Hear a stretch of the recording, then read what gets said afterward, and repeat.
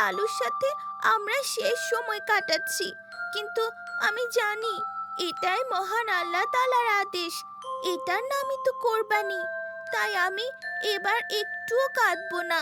এই ছবিটা আমাকে আজকের দিনে লালুর সাথে কাটানো আমাদের সুন্দর স্মৃতির কথা মনে করাবে। তোমার কথা শুনে আমারও অনেক মন খারাপ লাগছে, কিন্তু মন খারাপ করলে তো চলবে না। কাল ঈদ, আর ঈদ মানে কি? মানে আনন্দ। একদম। এবার চলো মেহেদি দেব। চলো।